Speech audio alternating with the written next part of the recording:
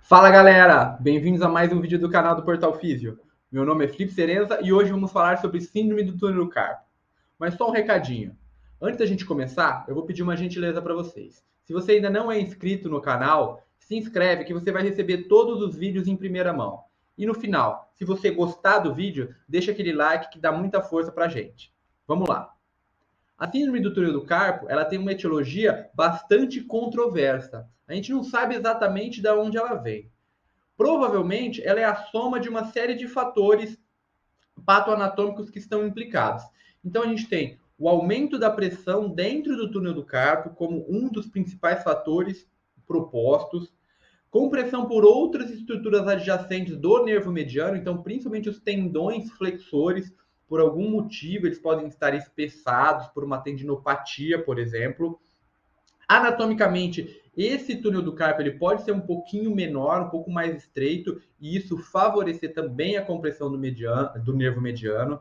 A gente também advoga para algumas alterações isquêmicas que podem estar acontecendo associadas à lesão nervosa. Então, é uma série de coisas que podem estar implicadas. O mais provável é que não exista uma etiologia única para cada um dos casos, e sim que cada um dos casos tenha um pouquinho de cada. Mas isso ainda é tudo muito controverso e difícil de se provar cada uma dessas teorias.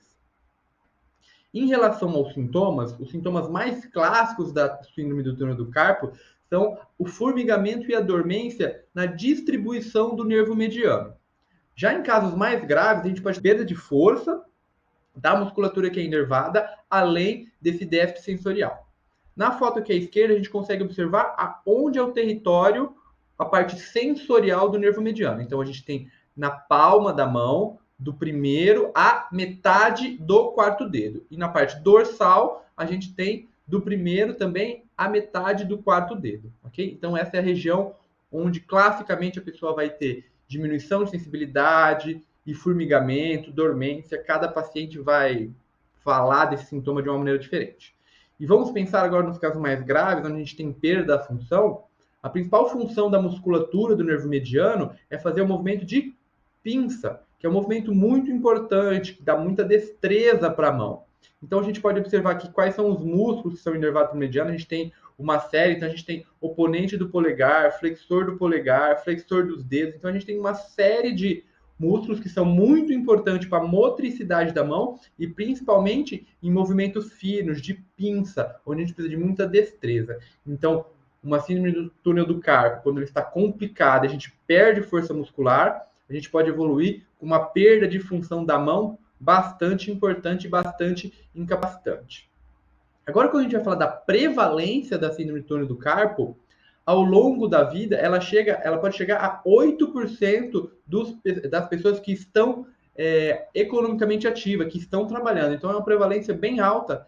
Claro que isso são dados dos Estados Unidos. A gente não tem dados do Brasil, mas dá para a gente, até, em certa forma, extrapolar. Quando a gente pensa em mulheres, essa prevalência ela é quase o dobro do que em homens. Então, a gente chega nessa prevalência de 10% para as mulheres e de 5,8% para homens. Então, existe essa diferença. E outra coisa que fica bem claro quando a gente vai fazer observação da prevalência dessa doença é que conforme a idade vai aumentando, ela também aumenta, ok? Então, em menores de 30 anos, a prevalência é de 3,7%, então uma prevalência bem mais baixa, e acima dos 50 anos de idade, essa prevalência chega a quase 12%. Então, aqui a gente tem dois dados interessantes: mulheres e pessoas com mais de 50 anos têm uma chance muito maior de desenvolver a síndrome do túnel do carpo. Agora vamos falar um pouquinho de tratamento. E para falar dos tratamentos, o que a gente pode advogar para esses nossos pacientes, eu trouxe um guideline da JOSPT. Mais uma vez aqui, eu tenho gostado bastante de trazer esses guidelines para vocês, porque eles têm uma leitura e uma interpretação muito fácil. É um guideline relativamente novo, foi publicado em 2019, e ele dá as orientações e o grau de recomendação para cada uma das terapias. Okay? Então, quero que fique claro aqui que isso não é uma opinião pessoal minha ou do time do Portal Físio, e sim as orientações que foram descritas no guideline de uma das maiores revistas de fisioterapia traumato-ortopédica e esportiva do mundo, ok? Então isso tem que ter um peso para vocês. Vamos lá, como que a gente interpreta? Então, para cada uma das técnicas ou das terapias que foram propostas, né, para serem analisadas, vai ter um grau de recomendação. E aí a gente vai ter essa letrinha, o grau A, B, C, D, E ou F. Sendo que o A é um grau forte, quando a gente tem vários estudos de altíssima qualidade atestando que aquela terapia funciona ou que ela não funciona. O nível B é quando a gente tem um bom estudo randomizado controlado e outros estudos de baixa qualidade falando que aquela terapia funciona ou não. Já uma evidência fraca é quando a gente não tem estudos de alta metodologia, de alta qualidade metodológica, mas a gente tem alguns estudos um pouco inferiores, mas que atestam a eficiência ou não dessa terapia. A gente tem a recomendação D, é quando a gente tem evidências conflitantes, então a gente tem alguns trabalhos falando que é efetivo e outros trabalhos falando que não é efetivo. A gente tem a recomendação E, que é uma recomendação apenas teórica. Então, por exemplo, a gente tem estudos in vitro ou estudos em laboratório que atestam a validade de uma técnica, mas não foi colocado isso em prática em humanos para estudar, então uma evidência já bem mais baixa. E a evidência F, que é a mais baixa de todas, que ela é baseada única e exclusivamente na opinião dos experts. Não tem estudos que corroboram essa opinião, pelo menos até o momento. E dentro desses estudos, a gente tem os níveis de evidência, 1, 2, 3, 4, 5, que estão relacionados ao desenho metodológico do estudo. Então, os níveis 1 são os melhores, eles são obtidos através de revisões sistemáticas, de alta qualidade, e ensaios clínicos randomizados. O nível 2, ele já vai para revisões sistemáticas e ensaios clínicos que tem alguma perda ou um pouquinho com a qualidade metodológica um pouquinho mais baixa. O nível 3 são outros desenhos de estudo que não são ensaios clínicos e revisões sistemáticas. Então, normalmente, estudo de caso controle, estudo de coorte, então estudos que têm um nível de evidência um pouquinho mais baixo. O nível 4 são as séries de caso e o nível 5 são as opiniões de experts, que são o nível mais baixo. Agora vamos para cada uma das terapias que eles propuseram, que eles fizeram a revisão, e vamos conversar um pouquinho de cada uma delas.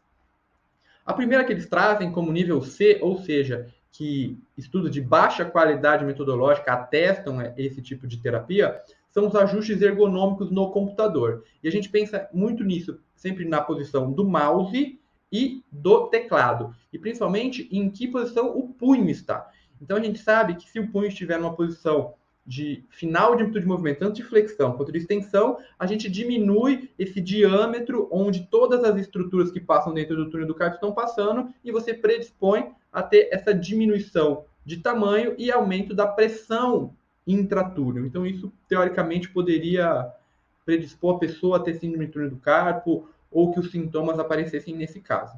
Então, as alterações e a orientação para que esse paciente não mantenha o mouse e o teclado numa posição que faça com que seu punho fique nos extremos de amplitude de movimento, tanto de extensão quanto de flexão, é nível C de terapia para esse perfil de paciente, ok? Então vamos lá, vamos para o próximo. Órtese, que é algo bastante utilizado.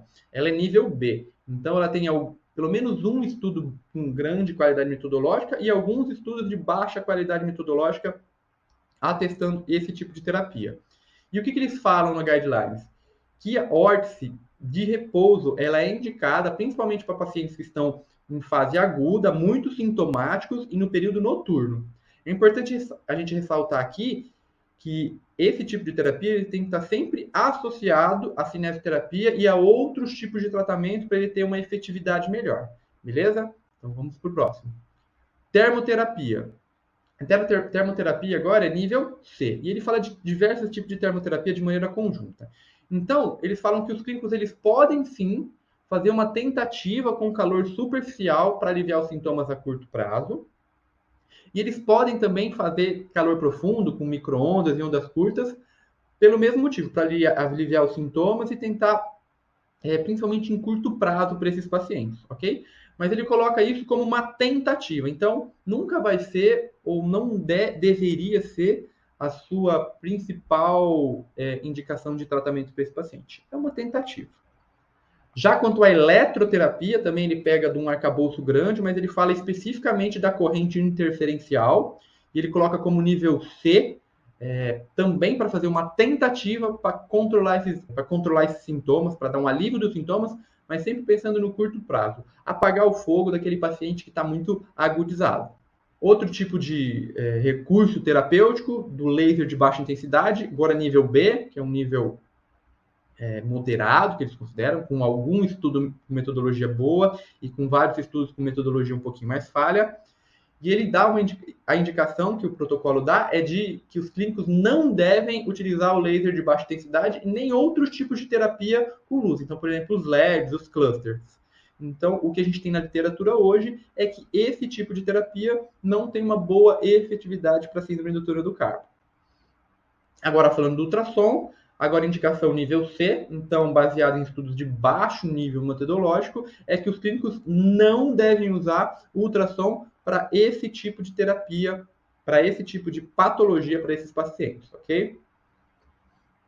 Dando continuidade à terapia manual, que é algo que é bastante utilizado para esses pacientes, apesar de ser muito utilizada, o nível de recomendação para esse tipo de terapia é nível C e nível D. Eu vou explicar porque tem esses dois níveis. Quando a gente pensa na terapia manual, direcionada para todo o membro superior e para a cervical, principalmente quando a gente pensa naquelas técnicas articulares, pode ser Mulligan, Maitland, osteopatia, você tem uma recomendação nível C para melhora dos sintomas a curto prazo.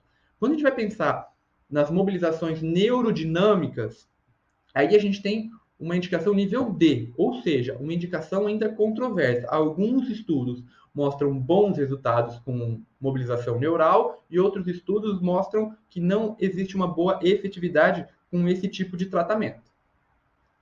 Agora a gente já está chegando para o final. Os exercícios terapêuticos, que são outras coisas que a gente utiliza bastante, é nível C apenas de indicação, apesar de a gente usar muito, o nível de recomendação é apenas C, baseado em estudos de baixa qualidade metodológica, e ele fala que os clínicos podem usar sim, principalmente quando tem uma combinação da órtese com os alongamentos.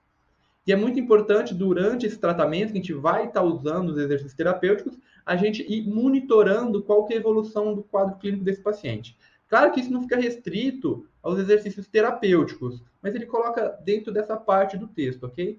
Isso é sempre muito importante, se o paciente está piorando ou não, para a gente conseguir direcionar melhor o tratamento desse paciente, ou para a gente talvez até encaminhar esse paciente para um outro colega médico, ou para fazer um ajuste de órtese ou algo desse tipo. Beleza, galera? Então a gente finalizou aqui mais um vídeo. Se você gostou, não esquece de deixar seu like. E se você ainda não se inscreveu, se inscreve para dar aquela força para o canal. Um abraço!